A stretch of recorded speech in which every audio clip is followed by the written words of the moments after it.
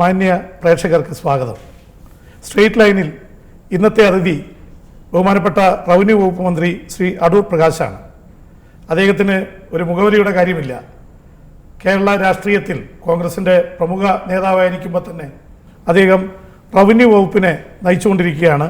Revenue വകുപ്പിൽ ഒരുപാട് മാറ്റങ്ങൾക്ക് വഴിതെളിക്കുന്നു. സ്വാഭാവികമായും റവന്യൂ വകുപ്പിലെ പുതിയ സംഭവവാസങ്ങളെക്കുറിച്ച്, സമകാലീന രാഷ്ട്രീയത്തെക്കുറിച്ച്, വരുന്ന പഞ്ചായത്ത് തിരഞ്ഞെടുപ്പിനെ കുറിച്ചൊക്കെ അദ്ദേഹം തുറന്ന് സംസാരിക്കുമെന്ന് പ്രതീക്ഷിക്കുന്നു. ശ്രീ അടൂർ പ്രകാശിന് കൗമുദി TV-യുടെ സ്ട്രീറ്റ് ലൈനിലേക്ക് സ്വാഗതം.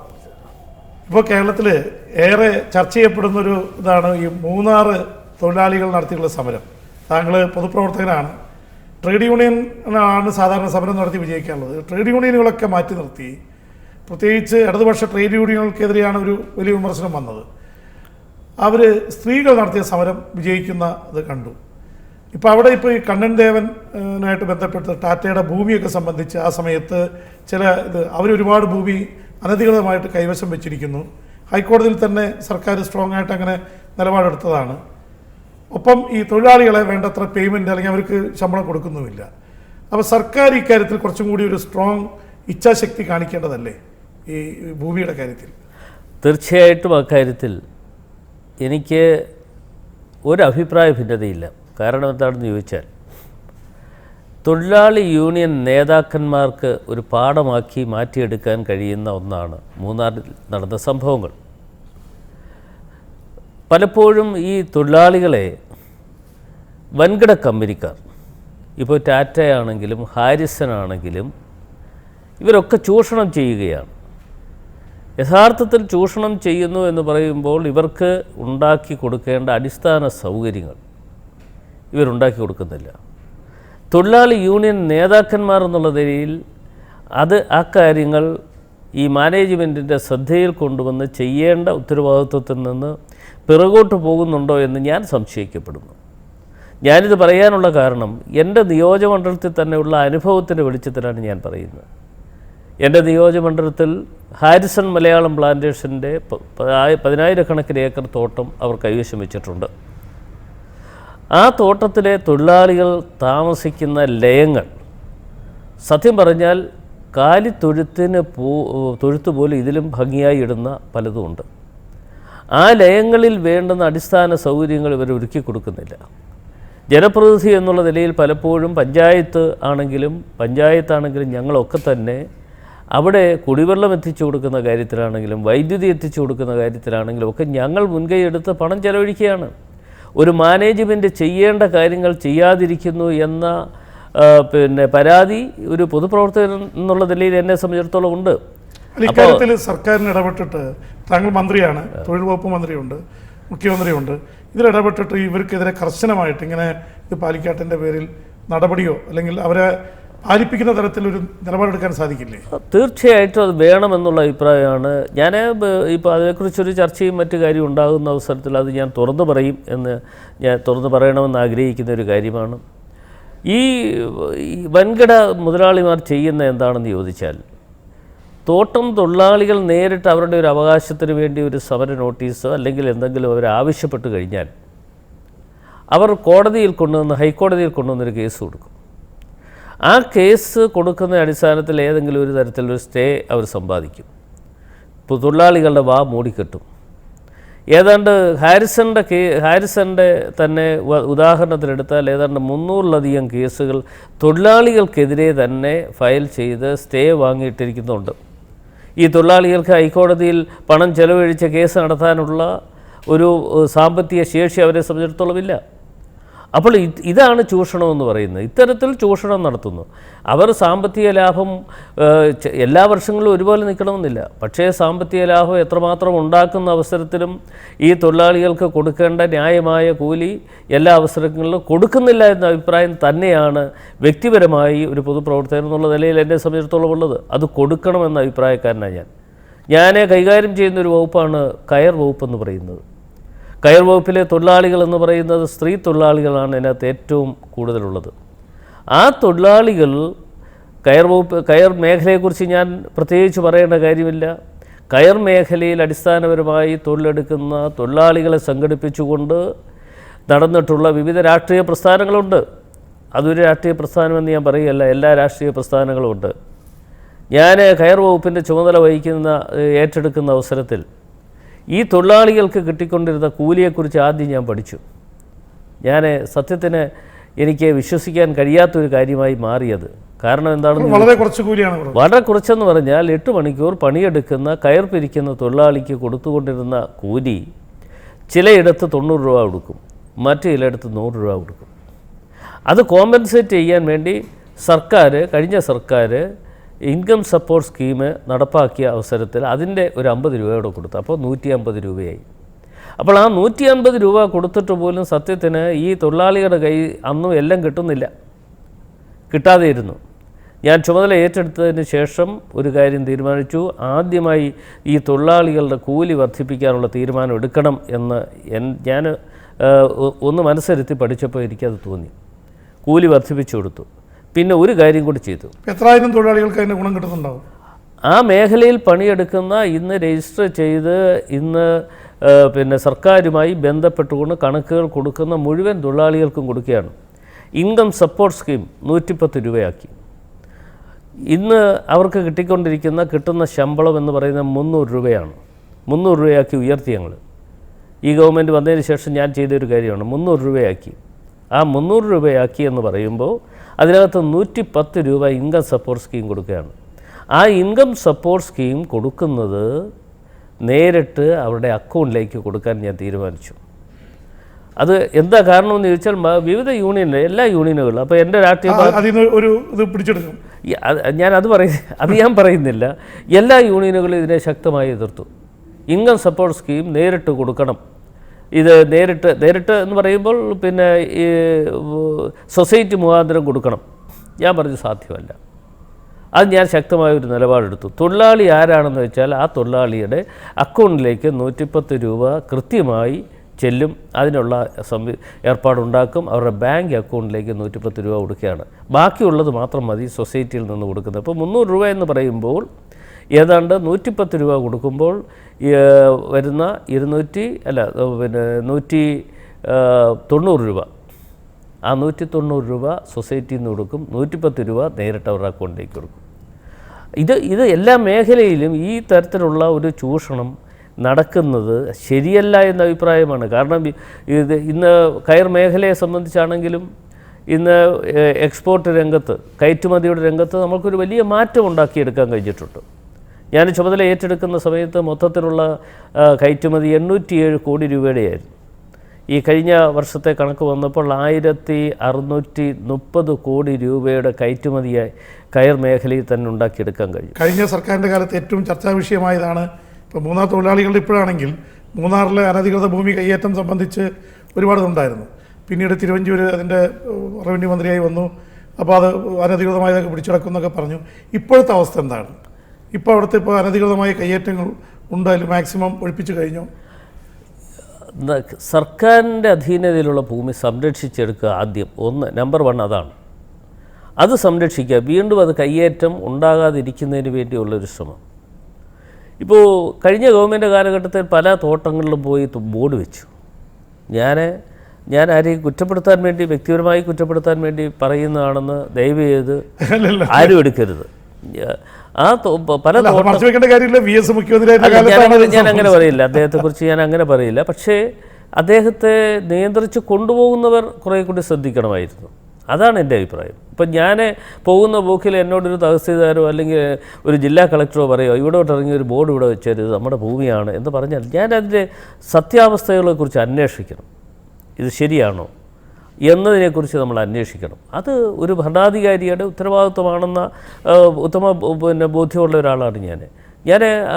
ഞാൻ ബോർഡ് വെക്കാൻ ഏതായാലും ഇതുവരെ മൂന്നാർ ഞാൻ സന്ദർശനം നടത്തിയിട്ടുണ്ട്. ഞാൻ ഇടുക്കി ജില്ലയിൽ പലതവണ പോകാറുണ്ട്. അവിടെ പട്ടയം കൊടുക്കുന്നതുമായി ബന്ധപ്പെട്ട് പല പരിപാടികൾ നടത്താറുണ്ട്. അതിനൊക്കെ പോകാറുണ്ടെങ്കിലും ഇത്തരം കാര്യങ്ങൾക്ക് ഞാൻ പോയിട്ടില്ല. പക്ഷേ ഭൂമി കയ്യേറ്റം ഉണ്ടാകാതിരിക്കുന്നതിന്, ഭൂമി സംരക്ഷിക്കപ്പെടുന്നതിന് ഉദ്യോഗസ്ഥന്മാർ പ്രത്യേക ശ്രദ്ധ കൊടുക്കണം എന്ന നിർദ്ദേശം കൊടുക്കുന്നുണ്ട്.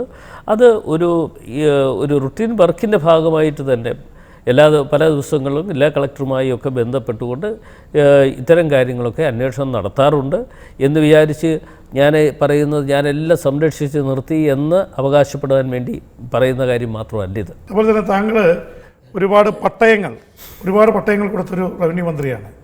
എത്ര പട്ടയം ഇതിനകം കൊടുത്തു കാണും? ഇന്ന് കേരളത്തിൽ വളരെ അഭിമാനത്തോടെ ഞാൻ കേരള നിയമസഭയിൽ വന്നത് 96 ആദ്യമായി MLA എന്നുള്ള നിലയിൽ ഞാൻ വരുന്നത്. അതുമുതൽ ഇങ്ങോട്ടുള്ള എല്ലാ കണക്കുകളും 96 മുതൽ 5 വർഷക്കാലത്തെ കണക്ക്, അതുമുതൽ ഇങ്ങോട്ടുള്ള ഓരോ 5 വർഷക്കാലവും ഓരോ ഗവൺമെൻറ്റും, അതിപ്പോൾ ഞാൻ ആദ്യം വരുമ്പോൾ LDF ഗവൺമെൻറ്റായിരുന്നു, പിന്നീട് അത് UDF ഗവൺമെൻറ്റായി, അതിനുശേഷം വീണ്ടും LDF ഗവൺമെൻറ്റായി, ഇപ്പോൾ വീണ്ടും UDF ഗവൺമെൻറ്റാണ് ഭരണം നടത്തുക. അപ്പോൾ ഒരു 19.25 വർഷക്കാലത്തെ ഒരു കണക്ക് ഞാൻ എടുത്തപ്പോൾ കഴിഞ്ഞ ഗവൺമെൻറ് കാലഘട്ടത്തിൽ 5 വർഷക്കാലം കൊണ്ട് 84,620 പട്ടയമാണ് കൊടുത്തത്. ഈ ഗവൺമെൻറ് നാളിതുവരെയും 1,40,40,473 പട്ടയങ്ങൾ കൊടുത്തു. റെക്കോർഡാണ്. ഈ 20 വർഷക്കാലത്തെ ചരിത്രം എടുത്തു നോക്കിയാൽ, ഞാൻ അതിന് പിന്നിലേക്ക് ഞാൻ പോകുന്നില്ല, കാര്യം അതിൻ്റെ കണക്കുകൾ ഞാൻ പൂർണ്ണമായി എടുത്തിട്ടില്ല. പക്ഷേ ഈ ഞാൻ അസംബ്ലി വന്ന കാലഘട്ടം മുതലുള്ള കണക്ക് ഞാൻ എടുപ്പിച്ചു. അപ്പോൾ എടുപ്പിച്ചപ്പോൾ 1,40,40,473 പട്ടയം ഇപ്പോൾ തന്നെ കൊടുത്തു. എൻ്റെ ലക്ഷ്യബോധം എന്ന് പറയും, ഞാൻ കഴിഞ്ഞ നിയമസഭയിൽ റവന്യൂ വകുപ്പിൻ്റെ ഡിമാൻഡ് ചർച്ചയ്ക്ക് മറുപടി പറഞ്ഞുകൊണ്ട് ഞാൻ പറഞ്ഞു, ഈ UDF ഗവൺമെൻറ്റിൻ്റെ കാലഘട്ടം തീരുന്നതിനുള്ളിൽ 2 ലക്ഷത്തോളം പട്ടയം കേരളത്തിൽ കൊടുക്കണം എന്നുള്ളതാണ് ഞങ്ങളുടെ ലക്ഷ്യം എന്ന് ഞാൻ പ്രഖ്യാപിച്ചു. അതിലേക്ക് വരുന്നതിന് വേണ്ടിയുള്ള ശ്രമകരമായ പ്രവർത്തനങ്ങൾ നടത്തിക്കൊണ്ടിരിക്കുകയാണ്. അത് എല്ലാ ജില്ലാ കളക്ടർമാരും, റവന്യൂ വകുപ്പിലെ എല്ലാ ഉദ്യോഗസ്ഥന്മാരും, സർവേ വകുപ്പിലെ ഉദ്യോഗസ്ഥന്മാരും പരിപൂർണമായി എന്നോട് സഹകരിക്കുന്നുണ്ട്. അത് അങ്ങനെ സഹകരിക്കുന്നു എന്നുള്ളത് കൊണ്ടാണ് എനിക്കിപ്പോൾ തന്നെ ഈ 19.25 വർഷക്കാലത്തെ കണക്കെടുത്താൽ ഞാൻ അന്തസ്സോടുകൂടി പറയുന്നു, ഞങ്ങൾ 1,40,40,000 മുകളിൽ പട്ടയം കൊടുത്തു എന്ന് പറയുമ്പോൾ തന്നെ അത് വെറുതെ ഒരു കണക്ക് പറയുന്നതല്ല. പക്ഷേ പാവപ്പെട്ട ആളുകളുടെ കൈവശമുള്ള ഭൂമിക്ക് അവകാശം കൊടുക്കണമെന്ന അഭിപ്രായം തന്നെയാണ് എനിക്കുള്ളത്. കാര്യം ഇപ്പോൾ അതിന് ഇന്നലെ ജില്ലാ കളക്ടേഴ്സിൻ്റെ മീറ്റിംഗ് ഇവിടെ എല്ലാ വർഷങ്ങളും നടക്കുന്ന 17-18 തീയതികളിൽ ഇപ്പോൾ നടന്നുകൊണ്ടിരിക്കുകയാണ്. ഇപ്പോൾ ജില്ലാ കളക്ടേഴ്സ് മീറ്റിങ്ങിൽ പ്രധാനപ്പെട്ട ഒരു അജണ്ടയായിട്ട് വരുന്നത് ഈ ഇപ്പോൾ ഭൂമിയില്ലാത്തവർക്ക് ഭൂമി എന്നുള്ള ഇത് അടക്കമുള്ള കാര്യങ്ങളാണ്. ഏറ്റവും പ്രധാനപ്പെട്ട ഒരു അജണ്ടയായിട്ട് തന്നെ റവന്യൂ വകുപ്പ് ഞങ്ങളുടെ ചർച്ച അതിനകത്ത് പ്രത്യേക പ്രാധാന്യം ഞാൻ കൊടുത്തു. അതിന് കാരണം എന്താണെന്ന് ചോദിച്ചാൽ, ഞാൻ അസംബ്ലിയിൽ 2 ലക്ഷം പട്ടയം കൊടുക്കുമെന്ന് പ്രഖ്യാപിച്ചാൽ എനിക്ക് പ്രഖ്യാപിക്കാനേ കഴിയത്തുള്ളൂ. ഇത് നടപ്പാക്കേണ്ട ഉത്തരവാദിത്വം നമ്മുടെ കളക്ടർമാർ ഉൾപ്പെടെയുള്ള ഉദ്യോഗസ്ഥന്മാരാണ്. അവരുടെ പരിപൂർണമായ സഹകരണമാണ് എപ്പോഴും ഈ കാര്യത്തിൽ ആവശ്യം. ഞാൻ അവരുമായിട്ട് എപ്പോഴും നല്ലൊരു ബന്ധത്തിൽ പോകുന്ന ഒരാളാണ്. അപ്പം ഞാൻ അവരോട് ഇന്നലെ കളക്ടേഴ്സ് മീറ്റിങ്ങിൽ തന്നെ പറഞ്ഞു, നമ്മുടെ ലക്ഷ്യം ഇതാണ്, ഈ ലക്ഷ്യപ്രാപ്തിക്ക് വേണ്ടി നിങ്ങളുടെ പരമാവധി പരിശ്രമങ്ങൾ അതിലേക്ക് പോകണം. അപ്പോൾ അവർ തന്നെ പറഞ്ഞു മറ്റൊരു കാര്യം, ഞാൻ ഈ റവന്യൂ സർവേ അദാലത്ത് കേരളത്തിൽ നടത്തി.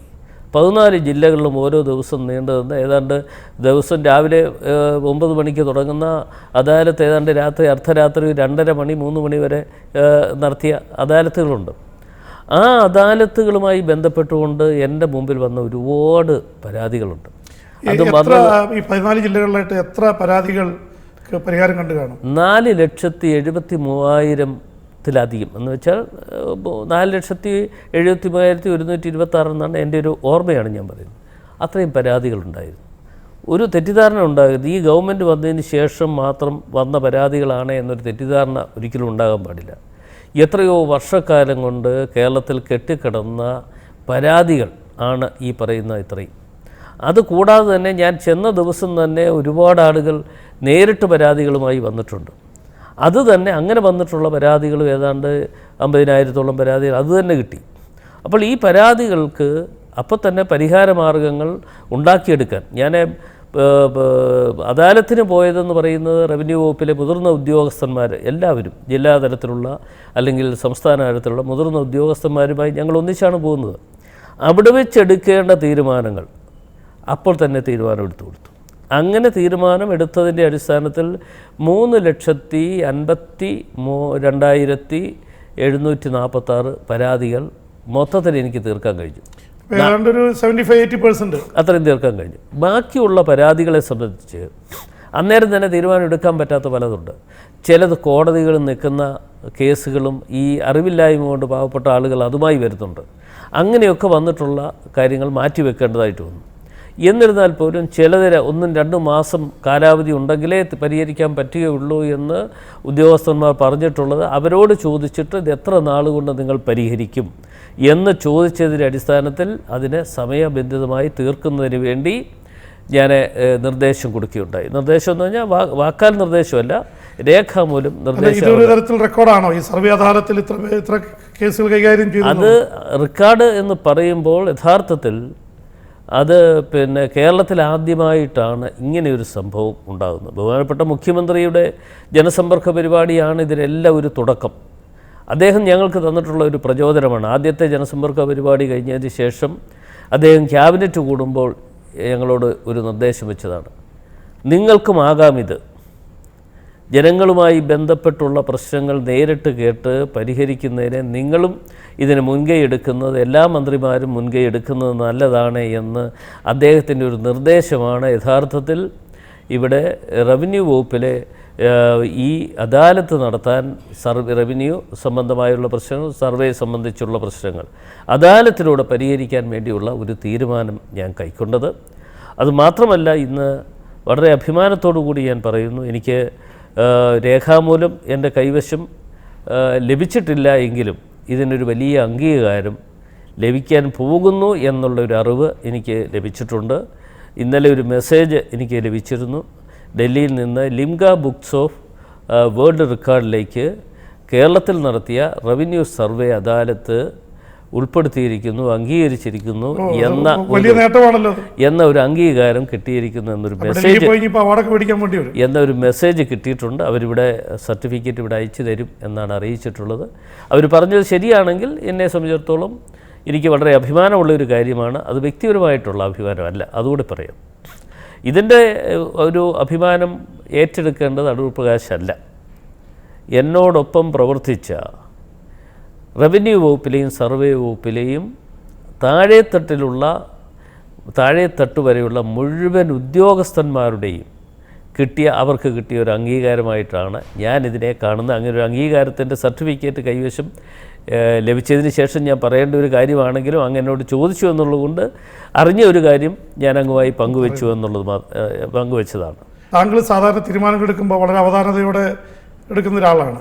പക്ഷേ ഒരു പട്ടയം 2006 വരെയുള്ള, അതായത് ഇതുവരെയുള്ള എല്ലാവർക്കും പട്ടയം കൊടുക്കാനുള്ള ഒരു തീരുമാനം പെട്ടെന്നുണ്ടാകും. അതിനെതിരെ വലിയൊരു എന്താ പറയുക, എതിരും അനുകൂലമായിട്ടും സ്വാഭാവികമായിട്ടും എതിരായിട്ടുള്ള ഇതായിരുന്നു കൂടുതൽ വന്നത്. പിന്നെ അത് പിൻവലിക്കുകയും ചെയ്തു. ഇപ്പോഴും അതിൻ്റെ ഒരു യാഥാർത്ഥ്യം മന്ത്രി എന്ന നിലയിൽ താങ്കളൊന്നും തുറന്ന് പറയുന്നുമില്ല. ഞാൻ അതേക്കുറിച്ച് എനിക്ക് വ്യക്തമായ അഭിപ്രായമുള്ള ഒരാളാണ്. ഇടുക്കിയിലെ പട്ടയമാണെന്ന് ഏറ്റവും പ്രധാനപ്പെട്ട ഒരു വിഷയം. ഇടുക്കി പട്ടയവുമായി ബന്ധപ്പെട്ടുകൊണ്ട് അവിടെയുള്ള കർഷകരുടെ ആവശ്യം, അവർക്ക് ഉപാധിരഹിതമായ പട്ടയം കിട്ടണം.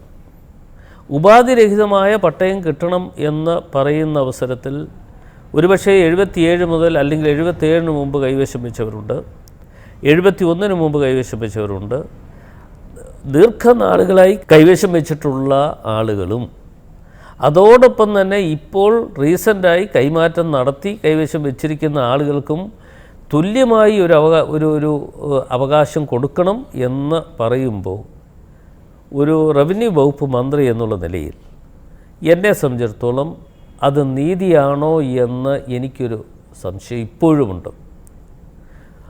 ഇവിടെ ആദ്യം ഞാൻ പട്ടയം കൊടുക്കുന്ന അവസരത്തിൽ, പട്ടയം ബഹുമാനപ്പെട്ട മുഖ്യമന്ത്രി പങ്കെടുത്തു കൊടുത്ത പട്ടയമാണ്. കൊടുക്കുന്ന അവസരത്തിൽ എല്ലാവരും ആവശ്യപ്പെട്ടു വരുമാന പരിധി ഉയർത്തണം.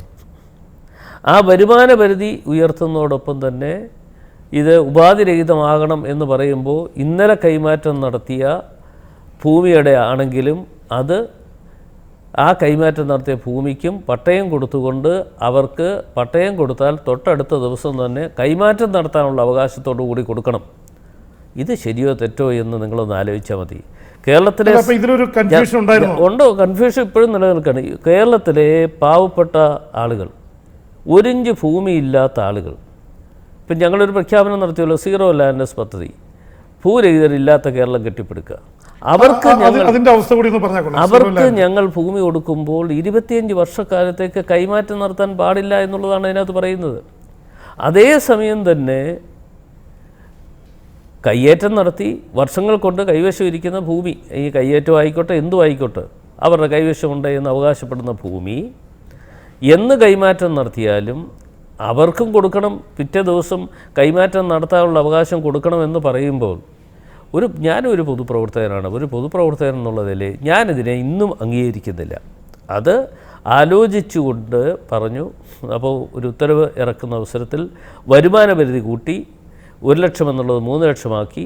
ആ 3 ലക്ഷമാക്കിയതോടൊപ്പം ഏറ്റവും കുറഞ്ഞതൊരു 10 വർഷമെങ്കിലും കൈവശം വെച്ച ആളുകൾക്ക് മാത്രമേ ഈ പൂർണ്ണമായ ഉപാധിരഹിതമായിട്ടുള്ള പട്ടയം കൊടുക്കാൻ പാടുള്ളൂ എന്നൊരു ഉത്തരവ് ഇറക്കി. ആവശ്യപ്പെട്ടവരും എന്നെ തള്ളിപ്പറഞ്ഞു. അതുകൂടെ ഓർക്കണം, ഇത് ഇങ്ങനെ കൊടുക്കണമെന്ന് ആവശ്യപ്പെട്ടവരും എന്നെ തള്ളിപ്പറഞ്ഞു. ആവശ്യപ്പെട്ടവരും തള്ളിപ്പറഞ്ഞപ്പോൾ എന്നെ സംബന്ധിച്ചിടത്തോളം എനിക്ക് വേറെ വ്യക്തിപരമായ ഒരു താല്പര്യവും അവിടെ ഇല്ല. അതുകൊണ്ടാണ് ഉടനെ തന്നെ വ്യക്തിപരമായ ഒരു താല്പര്യമില്ല. ഞാൻ പല മാധ്യമ സുഹൃത്തുക്കളും എന്നോട് ചോദിച്ചപ്പോൾ പറഞ്ഞു, അടൂർ പ്രകാശിൻ്റെ കുടുംബത്തിനോ എൻ്റെ ബന്ധുക്കൾക്കോ ആർക്കും തന്നെ 1 ഇഞ്ച് ഭൂമി പോലും ഇടുക്കിയിലില്ല. അതുകൊണ്ട് അവരെ സംരക്ഷിക്കുന്നതിന് വേണ്ടി ഞാൻ ഒരു ഉത്തരവ് ഇറക്കി എന്ന വ്യാജേന എന്ന തരത്തിൽ ആളുകൾക്കൊരു തെറ്റിദ്ധാരണ ഉണ്ടാകുന്ന തരത്തിൽ ചില ആളുകൾ മാധ്യമങ്ങളുടെ മുമ്പ് ഇരുന്ന് വർത്തമാനം പറയുന്നത് എനിക്ക് കേൾക്കാൻ കഴിഞ്ഞു.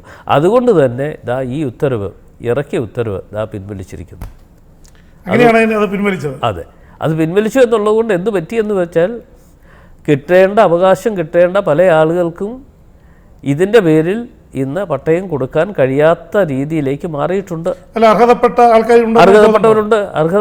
എത്ര പേരുണ്ട്? എത്ര ആൾക്കാരുണ്ടോ? അല്ല, ഞാനിപ്പോൾ ഒരു ശരിയായ കണക്കിലേക്ക് പോകുന്നില്ല. ഞങ്ങൾ ഈ ഇടുക്കി പട്ടയം എന്ന് പറയുന്നത് മെഗാ പട്ടയമേള നടത്താൻ ഞങ്ങൾ തീരുമാനിച്ചത്, ഞാൻ ഒരു മീറ്റിംഗ് വിളിച്ചു കൂട്ടി ജില്ലാ കളക്ടറും ഞങ്ങളെല്ലാവരും കൂടി ചർച്ച ചെയ്ത് റവന്യൂ സെക്രട്ടറി ഉൾപ്പെടെയുള്ള ആളുകളുമായി ചർച്ച ചെയ്ത് ഞങ്ങൾ എടുത്ത തീരുമാനം എന്താണെന്ന് വെച്ചാൽ 20,000-ൽ അധികം പട്ടയം കൊടുക്കണമെന്ന് വെച്ചാൽ അത് നമ്മുടെ ഒരു ടാർഗറ്റാക്കിക്കൊണ്ട് പോകാൻ പറഞ്ഞു. ആ ടാർഗറ്റാക്കി ഇട്ട് കൊടുത്ത് അതനുസരിച്ച് പണിയെടുത്തുകൊണ്ട് ഇരിക്കുകയാണ്. അപ്പോൾ അതിനനുസൃതമായ പല ഉത്തരവുകളും ഇറക്കി കൊടുക്കേണ്ടതായി വന്നിട്ടുണ്ട്. ചിലതിന് ഇപ്പോൾ ഇടുക്കിയിലെ ഒരു സ്വഭാവം എന്ന് പറയുന്നത് ഒരു ബസ് സ്റ്റോപ്പിൽ നിന്ന് അടുത്ത ബസ് സ്റ്റോപ്പിൽ ഇറങ്ങിയാൽ അവിടെയുള്ള ഭൂമിയുടെ സ്വഭാവം മറ്റൊരു തരത്തിലാണ്, ഇപ്പുറത്ത് കൊടുക്കേണ്ട വേറൊരു രീതിയിലാണ്. അപ്പോൾ അങ്ങനെ നിലനിൽക്കുന്ന ഒരു മേഖല എന്നുള്ള നിലയിൽ പല ഉത്തരവുകളും നമ്മൾ അടിയന്തരമായി ഇറക്കി കൊടുക്കേണ്ടതായി വന്നിട്ടുണ്ട്. അതൊക്കെ സമയബന്ധിതമായി അവരാവശ്യപ്പെടുക. ജില്ലാ കളക്ടർ ഒരു ആവശ്യം ഉന്നയിച്ചു കഴിഞ്ഞാൽ അത് അപ്പം തന്നെ ഇറക്കി കൊടുത്തു. അപ്പോഴാണ് ഞാൻ ഇത് ഒരു ചർച്ച ആയിക്കഴിഞ്ഞപ്പോൾ ഈ ഉത്തരവ് പിൻവലിച്ചു കഴിഞ്ഞപ്പോൾ തയ്യാറാക്കിക്കൊണ്ടിരുന്ന പല ആളുകൾക്കും കിട്ടേണ്ട പട്ടയം അതോടുകൂടി അങ്ങ് പോയി. ഒരു 5,000-ന് മുകളിലുള്ള ആളുകൾക്ക് അതിൻ്റേതായ നഷ്ടം സംഭവിച്ചിട്ടുണ്ട്. ഞാൻ ചോദിക്കുന്നത്, ഒരു ഭരണാധികാരി എന്ന നിലയിൽ ഇപ്പോൾ ഇങ്ങനെ ആക്ഷേപം വരുമ്പോൾ ഉടനെ പിൻവലിക്കുകയല്ല, അതിൽ അർഹതപ്പെട്ടത് മാറ്റിവെച്ചിട്ട് ബാക്കിയെല്ലാം പിൻവലിക്കാമായിരുന്നില്ല? അല്ല, ഞാനൊരു ഭരണാധികാരി എന്നുള്ള നിലയിൽ എനിക്ക് ഈ ജെയിംസ് പറയുന്നത് പോലെ ചെയ്യണമെന്ന് എൻ്റെ മനസ്സിലാഗ്രഹമുണ്ട്. പക്ഷേ എല്ലാ വിമർശനങ്ങൾ എന്നെ ഇപ്പോൾ പ്രതിപക്ഷത്തു നിന്ന് എന്നെ എതിർത്താൽ ഞാനത് തീർച്ചയായിട്ടും ഞാനത് സ്വീകരിക്കും. കാരണം നേരിടുമല്ല, ഞാനത് സ്വീകരിക്കും. കാരണം എന്താണെന്ന് വെച്ചാൽ അവർ പറയുന്ന കാര്യത്തിൽ ഇതിൻ്റെ എന്തെങ്കിലും കാര്യങ്ങളുണ്ടോ എന്ന് പരിശോധന നടത്തി എൻ്റെ നടപടിക്രമങ്ങളിൽ അല്ലെങ്കിൽ എൻ്റെ പ്രവർത്തനങ്ങളിൽ എന്തെങ്കിലും തിരുത്തലുകൾ ഉണ്ടാകണമെന്ന അഭിപ്രായക്കാരനാണ് ഞാൻ. എന്നോടിത് ആവശ്യപ്പെട്ടവർ തന്നെ ഇത് എന്നെ വിമർശിക്കാൻ വേണ്ടി മാധ്യമങ്ങളുടെ മുമ്പിൽ വർത്തമാനം പറയുന്നതിന് വേണ്ടി ആവശ്യപ്പെട്ടവർ തന്നെ പറയുമ്പോൾ സ്വാഭാവികമായും ഞാനും ഏതായാലും എൻ്റെ സ്വന്തം കാര്യം നിൽക്കുന്ന ഒരുത്തനാണ്. ഒരാളെന്നെക്കുറിച്ച് ഒരു വിമർശനം നടത്തിയതായിട്ട് ഞാൻ മാധ്യമങ്ങൾ വായിച്ചു. എന്താ വെള്ളിക്കരണ്ടിയും കൊണ്ട് വന്നതാണെന്ന്. ഞാൻ പറഞ്ഞു വീണത് വെള്ളിക്കരണ്ടിയും കൊണ്ടാണെന്ന്. അത് വിമർശിച്ച ആളിനെക്കുറിച്ച് എനിക്ക് പരാതിയൊന്നുമില്ല. അദ്ദേഹത്തിന് എൻ്റെ ചരിത്രം അറിയാൻ വയ്യാത്തതുകൊണ്ടാണ്. അച്ഛനെ കുറിച്ചും അച്ഛൻ്റെ പാരമ്പര്യത്തെ അതെ, എൻ്റെ അച്ഛൻ്റെ പാരമ്പര്യം അല്ലെങ്കിൽ എൻ്റെ ചരിത്രം അറിയാൻ വയ്യാത്തതുകൊണ്ടാണ് ഞാൻ എൻ്റെ പാരമ്പര്യം പറയാൻ വേണ്ടിയല്ല. ഞങ്ങൾ ഒരുപാട് അധ്വാനിച്ചിട്ടുണ്ട്. ഇവരൊക്കെ അധ്വാനിച്ചതിനേക്കാൾ അപ്പുറത്ത് പല അധ്വാനങ്ങളും നടത്തിയിട്ടുണ്ട്. അധ്വാനങ്ങളിലൂടെ ഉണ്ടാക്കാൻ കഴിഞ്ഞിട്ടുള്ളത് അല്ലെങ്കിൽ നേടിയെടുത്തിട്ടുള്ളത് നശിപ്പിക്കാൻ വേണ്ടി പോയിട്ടില്ല.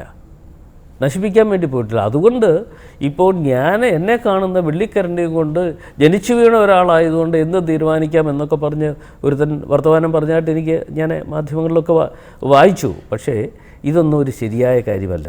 താങ്കൾ രാഷ്ട്രീയമായിട്ട് മന്ത്രിയായ സമയത്തും അല്ലാതെയും ചില സമയത്ത് ചിലരുമായിട്ടൊക്കെ പാർട്ടിക്കുള്ളിൽ തന്നെ ഇതുണ്ടായിരുന്നു. അപ്പോൾ അതിലൊരാളിപ്പോൾ ജീവിച്ചിരിപ്പില്ല, അദ്ദേഹം മരണമടഞ്ഞു പോയി. അപ്പോൾ അതിന് മുമ്പൊക്കെ അതൊക്കെ പിന്നെ സെറ്റിൽമെൻ്റൊക്കെ എത്തിയിരുന്നോ? ഇല്ല, ഞാൻ അങ്ങനെ ഒരു വ്യക്തിപരമായ ഒരാൾ കെ ടി ജോസഫായിട്ടുള്ള വഴക്കിനെ കുറിച്ചാണ് പറഞ്ഞത്. അല്ല, വ്യക്തിപരമായ അല്ല, അതൊക്കെ വേറെ കാര്യം. ഞാൻ നീതിക്ക് നിരക്കാത്തതിന് എനിക്ക് കൂട്ടു നിൽക്കാൻ പറ്റത്തില്ല. ഞാൻ കെ ടി ജോസഫ് എന്ന് പറയുന്ന വ്യക്തിയെക്കുറിച്ച് വ്യക്തിപരമായ അദ്ദേഹമായിട്ടൊന്നുമില്ല. പക്ഷേ അദ്ദേഹം അനുവർത്തിച്ചു പോകുന്നത് ശരിയായിരുന്നില്ല എന്ന് എനിക്ക് തോന്നി എന്നുള്ളതുകൊണ്ടും കേരളത്തിലെ ജനങ്ങൾക്ക് കിട്ടേണ്ടത് മറ്റൊരാൾ ചൂഷണം ചെയ്തു കൊണ്ടുപോകുന്നു. ഞാനൊരു ഭരണാധികാരി എന്നുള്ള നിലയിൽ ഞാൻ ഇരിക്കുമ്പോൾ ഞാൻ കേരളത്തിലെ ജനങ്ങളുടെ കാര്യങ്ങളാണ് നോക്കേണ്ടത്. വ്യക്തിപരമായി ഒരു ജെയിംസ് ഞാനും തമ്മിൽ നല്ല ബന്ധത്തിലായിരിക്കും. വ്യക്തിപരമായി ജെയിംസിന് വേണ്ടി മാത്രം ഞാൻ നിലനിന്നുകൊണ്ട് കേരളത്തിലെ മറ്റുള്ള ഭൂരിപക്ഷം വരുന്ന ആളുകൾക്ക് കിട്ടേണ്ട ഒരു അവകാശം ഞാൻ ഭരണാധികാരി എന്നുള്ള നിലയിൽ നിഷേധിക്കുന്നു എങ്കിൽ ഞാൻ എന്നാൽ ഈ കസേരയിരിക്കാൻ യോഗ്യനല്ല എന്ന അഭിപ്രായക്കാരനാണ് ഞാൻ. അതുകൊണ്ടാണ് അത്രയും സ്ട്രോങ് ആയിട്ടുള്ള നിലപാട്. ഞാനൊരു സ്ട്രോങ് ആയിട്ട് നിലപാടെടുത്തു എന്ന് മാത്രമല്ല, ഞാനൊരു കാര്യം ഞാൻ പറയുന്നു, നിങ്ങൾക്ക് ചരിത്രം എടുത്തു വെച്ച് നോക്കാം. സിവിൽ സപ്ലൈസ് കോർപ്പറേഷൻ നഷ്ടത്തിൽ പോയിരുന്ന ഒരു സ്ഥാപനം ഞാൻ 1.5 വർഷക്കാലമേ ഇരുന്നുള്ളൂ. 1.5 വർഷക്കാലത്തിനുള്ളിൽ 34.5 കോടി രൂപയുടെ പ്രവർത്തന ലാഭത്തിലേക്ക് കൊണ്ടുവരികയും അതുകൂടാതെ ഏറ്റവും കുറച്ച് വില നിശ്ചയിച്ചുകൊണ്ട് നിത്യോപയോഗ സാധനങ്ങൾ കേരളത്തിലെ ജനങ്ങൾക്ക് എത്തിച്ചു കൊടുക്കാനുള്ള ഒരു അവസരം എനിക്ക് കിട്ടി. പിന്നെ ഞാനിതൊന്നും വാരി വലിച്ച് വർത്തമാനം പറഞ്ഞ് മാധ്യമങ്ങളിലൂടെ ജീവിച്ച ഒരാളല്ല. ഞാൻ പ്രവർത്തനങ്ങളിലൂടെ ജനങ്ങളുടെ ഇടയിൽ പ്രവർത്തനങ്ങളിലൂടെ ജീവിക്കുന്ന ഒരാളാണ്. അതിപ്പോഴും അതുതന്നെയാണ്. മാധ്യമങ്ങളിലൂടെ മാത്രം ജീവിക്കുന്നവർക്ക് ഇതൊന്നും പറയാൻ പറ്റില്ല. പക്ഷേ ഞാൻ മാധ്യമങ്ങളിലൂടെ മാത്രം ജീവിക്കുന്ന ഒരാളല്ല.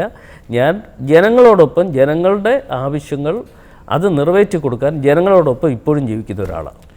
താങ്കൾ നേരത്തെ പറഞ്ഞു ഉദ്യോഗസ്ഥരുടെ ഒരു വലിയ പിന്തുണയാണ് താങ്കൾക്ക് വലിയ നേട്ടങ്ങൾ കൈവരിക. ഉദ്യോഗസ്ഥരും രാഷ്ട്രീയ നേതൃത്വം തമ്മിലുള്ളൊരു ഇക്വേഷനാണ് പലപ്പോഴും വിജയത്തിലെത്തിക്കുന്നതെന്ന് പറഞ്ഞു. ഇപ്പോൾ ഇടയായിട്ട് ചില വകുപ്പുകളിലെങ്കിലും ഉദ്യോഗസ്ഥരും മന്ത്രിമാരും തമ്മിൽ പ്രശ്നങ്ങളുണ്ടാകുന്നു. എവിടെയാണ് ഇതിൻ്റെ പ്രശ്നം? ഇപ്പോൾ ഏറ്റവും അവസാനം ശ്രീ ജേക്കബ് തോമസിനെ ഇതിൽ നിന്ന് മാറ്റേണ്ടി വന്നത് മന്ത്രിസഭ ഒറ്റക്കെട്ടായിട്ടാണ് ചെയ്തത്. അപ്പോൾ ഇങ്ങനെ വരുമ്പോൾ എവിടെയൊക്കെയോ എന്നറിയാം, രാഷ്ട്രീയ നേതൃത്വത്തിനും ഉദ്യോഗസ്ഥർക്കും ജനങ്ങളുടെ താല്പര്യത്തെ പ്രതി ഒരു കോമൺ ഗ്രൗണ്ട് അല്ലെങ്കിൽ ധാരണ കണ്ടെത്താൻ പറ്റുന്നില്ല എന്നുള്ളൊരു പ്രശ്നം കൂടി ഇല്ലേ? ഇപ്പോൾ സിവിൽ സപ്ലൈസിൻ്റെ കാര്യത്തിലും ജേക്കബ് തോമസ് എന്നുള്ള ഉദ്യോഗസ്ഥൻ ഇൻവോൾവ് ആയിരുന്നു. ഞാൻ പറഞ്ഞല്ലോ, ഞാൻ ആഗ്രഹിച്ചതുപോലെ അല്ലെങ്കിൽ ഞാനാണ് സിവിൽ സപ്ലൈസിൻ്റെ MD ആയിട്ട് ശ്രീ ജേക്കബ് തോമസിനെ വെച്ചത്. ജേക്കബ് തോമസ് എന്നോടൊപ്പം ഇരുന്ന ആ പൂർണ്ണമായ സമയവും എൻ്റെ കൂടെ എന്ന് വെച്ചാൽ മന്ത്രി ഉദ്യോഗസ്ഥൻ എന്നുള്ള ബന്ധത്തെക്കാൾ ഉപരിയായി ഞങ്ങൾ തമ്മിൽ നല്ല ഇക്വേഷനായിരുന്നു. അത് ആ ഒരു ഇക്വേഷൻ എന്നുള്ളതിൻ്റെ അടിസ്ഥാനത്തിലാണ് ഞാൻ പൂർണ്ണ സ്വാതന്ത്ര്യം ഞാൻ അദ്ദേഹത്തിന് കൊടുത്തു. പൂർണ്ണ സ്വാതന്ത്ര്യത്തോടു കൂടി അദ്ദേഹം ആ മേഖലയിൽ ഞാൻ പറഞ്ഞു, നമുക്ക് ഇവിടെ ജനങ്ങൾക്ക് ഏറ്റവും വില കുറച്ച് കൊടുക്കാൻ കഴിയുന്നതോടൊപ്പം ഇത് നന്നാക്കി പോകുവാൻ വേണ്ട നടപടികളുണ്ടാകണം. അതിന് എല്ലാ സ്വാതന്ത്ര്യവും വിട്ടു തന്നിരിക്കുന്നു. അല്ലാതെ എല്ലാ കാര്യത്തിനും ഞാൻ കയറി ഇടപെടാൻ പോയിട്ടില്ല. എന്നാൽ എന്തെങ്കിലും ആവശ്യങ്ങൾ വന്നാൽ ജേക്കബ് തോമസിനെ വിളിച്ചു വരുത്തി ഇന്ന കാര്യമുണ്ട്, അത് ചെയ്യണം, അല്ലെങ്കിൽ ഇന്നത് നോക്കണം എന്ന് പറഞ്ഞാൽ അദ്ദേഹം ഒരിക്കലും അത് നിഷേധിച്ചിട്ടില്ല. അദ്ദേഹം നല്ല ഉദ്യോഗസ്ഥനായിട്ട് ഞാനിപ്പോഴും കാണുന്നു. അതുകൊണ്ടാണല്ലോ ഞാൻ പറഞ്ഞത് 34.5 കോടി രൂപ ശ്രീ ജേക്കബ് തോമസിൻ്റെ കാലഘട്ടത്തിലാണ് അവിടെ ലാഭം ഉണ്ടാക്കാൻ കഴിഞ്ഞത്. ഇന്നത്തെ വിഷയം എന്താണെന്ന് ചോദിച്ചാൽ, ഒരു ഗവൺമെൻറ്റിനെ സംബന്ധിച്ചിടത്തോളം ഗവൺമെൻറ്റിന് ഉള്ള ഒരു താല്പര്യം, നമുക്ക് ഇവിടെ നിക്ഷേപങ്ങൾ ഉണ്ടാകണം.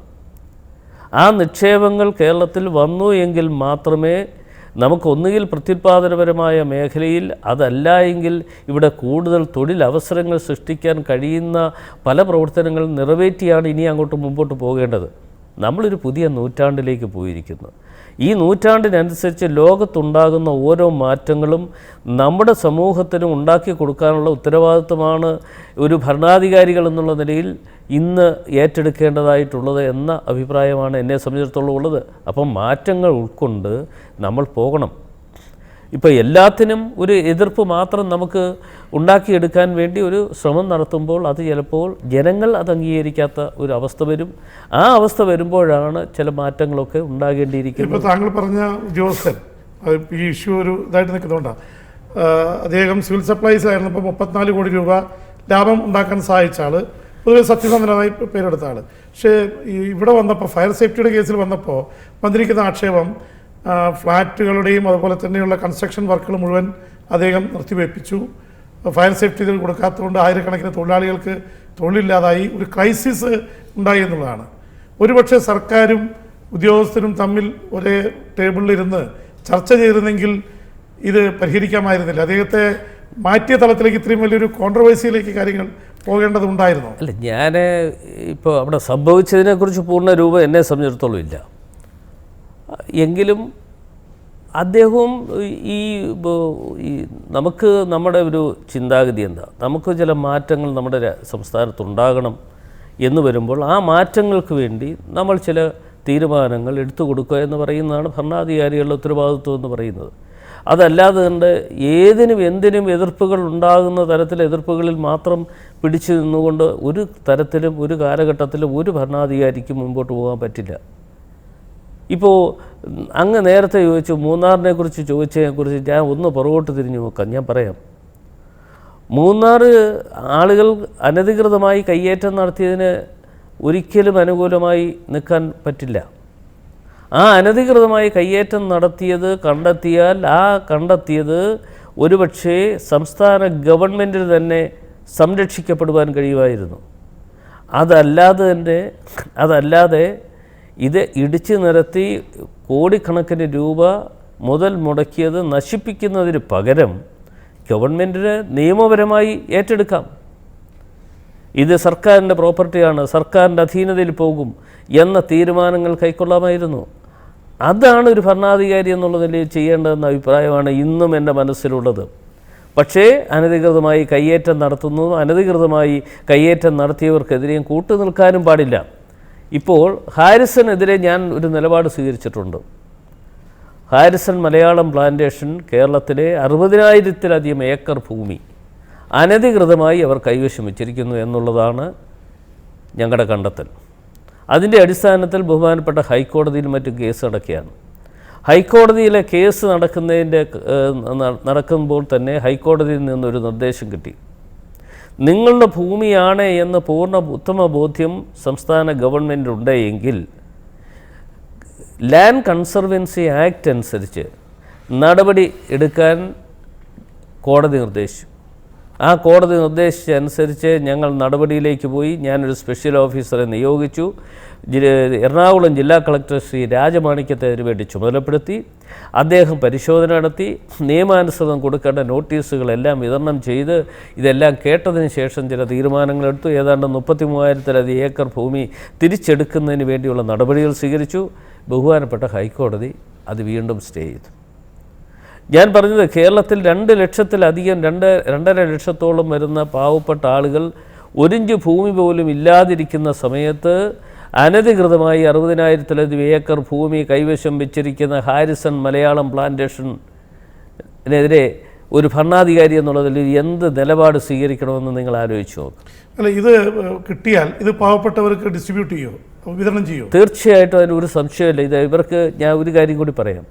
ഹാരിസൻ്റെ തോട്ടങ്ങളെല്ലാം പിടിച്ചെടുത്ത് എല്ലാം ആളുകൾക്ക് കൈമാറ്റം നടത്തുമെന്ന് ഞാൻ ഒരിക്കലും പറയുന്നില്ല. കാരണം തോട്ടങ്ങളായി നിലനിർത്തിക്കൊണ്ട് അവിടുത്തെ തൊഴിലാളികളുടെ അവകാശങ്ങൾ സംരക്ഷിക്കപ്പെടണം. അവരുടെ തൊഴിൽ സംരക്ഷണം ഉണ്ടാകണം.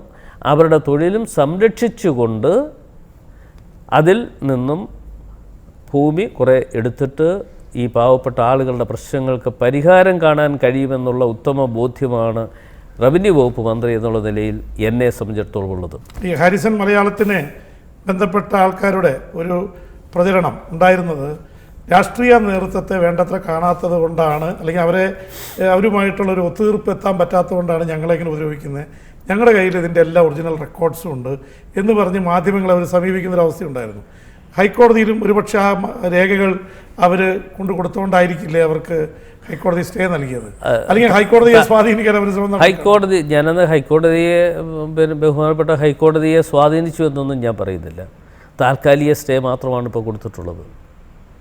അല്ലാതെ അവരുടെ കൈവശമുള്ള രേഖകളെല്ലാം ഹാജരാക്കിയതിൻ്റെ അടിസ്ഥാനത്തിൽ അങ്ങനെയാണെങ്കിൽ പെർമനൻ്റായിട്ട് ഇത് ഗവൺമെൻറ് അവകാശമില്ല എന്ന് പറഞ്ഞുള്ള ഒരു ഉത്തരവാണ് ഉണ്ടാകേണ്ടത്. ആ ഉത്തരവല്ല ഇതുവരെ വന്നിട്ടുള്ളത്.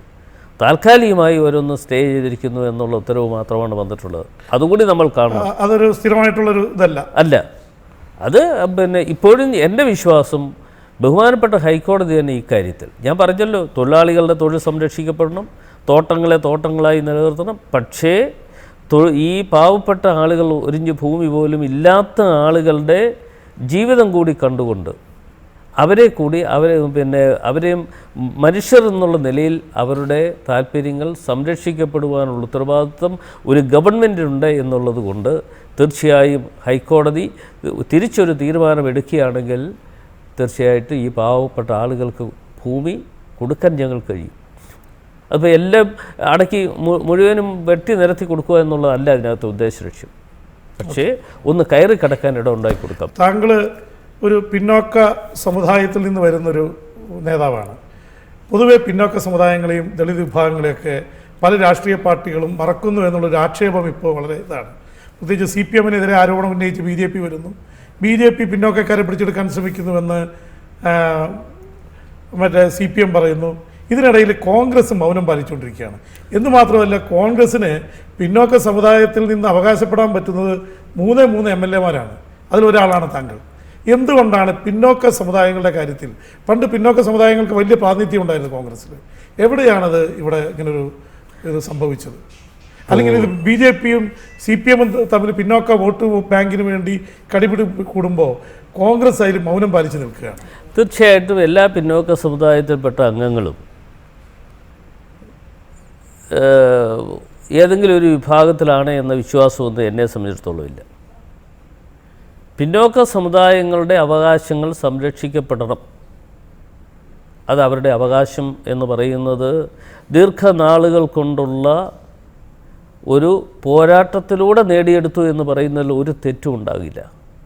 അങ്ങനെ നേടിയെടുത്തിട്ടുള്ള അവകാശങ്ങളാണ്. ആ അവകാശങ്ങൾ പൂർണ്ണമായി സംരക്ഷിക്കപ്പെടും. ഈ ഗവൺമെൻറ്റിനെ സംബന്ധിച്ചിടത്തോളം പിന്നോക്ക സമുദായങ്ങൾക്ക് കൊടുക്കാൻ കഴിയുന്ന പരമാവധി സഹായങ്ങൾ നൽകുന്നുണ്ട്. പിന്നെ കോൺഗ്രസിലെ പ്രാതിനിധ്യം കൂടിയാണ് പറയുന്നത്. ഞാൻ കോൺഗ്രസിൻ്റെ പ്രാതിനിധ്യം എന്ന് പറയുമ്പോൾ അതിനകത്ത് പാർട്ടി നേതൃത്വം ആണ് ഇതിന് മറുപടി പറയേണ്ടത്, ഞാനല്ല. വ്യക്തിപരമായി ഞാൻ പറയുന്നു, അതിന് പാർട്ടി നേതൃത്വമൊക്കെയാണ് അതിന് മറുപടി പറയുന്നത്, ഞാനല്ല. അതുകൊണ്ട് ഞാൻ ആ വിഷയത്തിലേക്ക് കടക്കാൻ ആഗ്രഹിക്കുന്നില്ല. പക്ഷേ ഒരു ഗവൺമെൻറ് എന്നുള്ള നിലയിൽ പിന്നോക്കാവസ്ഥയിൽ കഴിഞ്ഞിട്ടുള്ള ഒരു പിന്നോക്ക ജാതിയിൽപ്പെട്ട ഒരു വിഭാഗത്തിന് അതിൽപ്പെടുന്ന എല്ലാ വിഭാഗങ്ങൾക്കും നീതി കൊടുക്കണം എന്നുള്ളതാണ് ഉമ്മൻചാണ്ടിയുടെ നേതൃത്വത്തിലുള്ള ഗവൺമെൻറ് ആഗ്രഹിച്ചത്. ഞാനതിന് 1-2 ഉദാഹരണങ്ങൾ കൂടി പറയാം. പട്ടികജാതി വിഭാഗം അവരാണല്ലോ ഏറ്റവും കൂടുതൽ ദുരിതങ്ങൾ അനുഭവിക്കുന്ന പാവപ്പെട്ട ആളുകളെന്ന് നമ്മൾ കാണുന്ന അവരാണ്. അവരുടെ വിദ്യാഭ്യാസപരമായ മുമ്പോട്ടുള്ള അവരുടെ പോക്ക് എന്ന് പറയുന്നത് പലപ്പോഴും അവർക്ക് വേണ്ട അംഗീകാരം പല ഇടങ്ങളിൽ നിന്ന് കിട്ടുന്നില്ല എന്ന ഒരു പ്രത്യേക പരാതി അവരെ സംബന്ധിച്ചിടത്തോളമുണ്ട്. ഈ ഗവൺമെൻറ് വന്നതിന് ശേഷം അത്തരം ആളുകൾക്ക് കോളേജ് വിദ്യാഭ്യാസ സ്ഥാപനങ്ങൾ ആരംഭിക്കുന്നതിന് വേണ്ടിയുള്ള അനുമതി കൊടുത്തിട്ടുണ്ട്. ഞങ്ങൾ ഏതാണ്ട് മൂന്ന് വിദ്യാഭ്യാസ സ്ഥാപനം ഇപ്പോൾ തന്നെ ഇതിനോടകം തന്നെ കൊടുത്തു. അതുകൂടാതെ തന്നെ 4 വിദ്യാഭ്യാസ സ്ഥാപനം കൊടുത്തു. അതുകൂടാതെ ഒരു മെഡിക്കൽ കോളേജ് ഉൾപ്പെടെ കൊടുത്തു. അതുകൂടെ ആലോചിച്ചോണം. ഇന്ന് പട്ടികജാതി വകുപ്പിൽ നിന്നും പണം മുടക്കിക്കൊണ്ട് എൻ്റെ സുഹൃത്ത് ശ്രീ അനിൽകുമാർ എന്നോട് പറഞ്ഞു, ഞങ്ങൾ ഒരു മെഡിക്കൽ കോളേജ് നടത്താൻ ഞങ്ങൾക്ക് താല്പര്യമുണ്ട്. ഞാനന്ന് ആരോഗ്യ വകുപ്പിലിരിക്കുന്ന സമയത്താണ്. അതിന് എന്തൊക്കെ കാര്യങ്ങൾ ചെയ്യണമെന്ന് അദ്ദേഹം എന്നോട് ചോദിച്ചു. അദ്ദേഹം എന്നോട് ചോദിച്ച് മാത്രമല്ല, എവിടെയാണ് തുടങ്ങാൻ ആഗ്രഹിക്കുന്നതെന്ന് ചോദിച്ചപ്പോൾ അദ്ദേഹം എന്നോട് പറഞ്ഞു, പാലക്കാടാണ് ഞങ്ങൾ ആഗ്രഹിക്കുന്നത്. ഞാൻ പറഞ്ഞു, എന്താണെങ്കിലും നിങ്ങളുടെ ഈ ആഗ്രഹം സാധിക്കുന്നതിന് വേണ്ടി ഹെൽത്ത് ഡിപ്പാർട്ട്മെൻറ്റ്, ആരോഗ്യ വകുപ്പിൽ നിന്ന് ചെയ്തു തരാനുള്ള എല്ലാ കാര്യങ്ങളും ചെയ്തു തരാം. കാര്യങ്ങൾ നീക്കാൻ പറഞ്ഞു. കാര്യങ്ങൾ നീക്കി അവിടെ മെഡിക്കൽ കോളേജ് ആരംഭിക്കാനുള്ള തീരുമാനമെടുത്തു. ആ തീരുമാനമെടുക്കുന്ന അവസരത്തിൽ ഞാൻ ആരോഗ്യ വകുപ്പ് മന്ത്രിയാണ്. പിന്നീട് ഞാൻ ആ വകുപ്പ് എന്നെ നിന്ന് മാറ്റി ബഹുമാനപ്പെട്ട മുഖ്യമന്ത്രി റവന്യൂ വകുപ്പ് എന്നെ ഏൽപ്പിച്ചു. അപ്പോൾ അവർക്കവിടെ സ്ഥലമില്ല. അവർക്ക് കോളേജ് ആരംഭിക്കുന്നതിന് സ്ഥലമില്ല എന്ന് പറഞ്ഞ് ആ സ്ഥലത്തിന് വേണ്ടി ആവശ്യപ്പെട്ടപ്പോൾ അന്ന് ITIക്ക് അതായത് ഇന്ത്യൻ ടെലിഫോൺ ഇൻഡസ്ട്രീസിന് പണ്ട് കൊടുത്ത ഭൂമി അവർ ഉപയോഗിക്കാതെ കിടക്കുന്നുണ്ട്. അത് വാങ്ങി തിരിച്ചു വാങ്ങിയല്ല, ഏറ്റെടുത്തു. നിയമപരമായി ഏറ്റെടുക്കാനുള്ള നിർദ്ദേശം കൊടുത്തു റവന്യൂ വകുപ്പ് മന്ത്രി എന്നുള്ള നിലയിൽ ഞാൻ.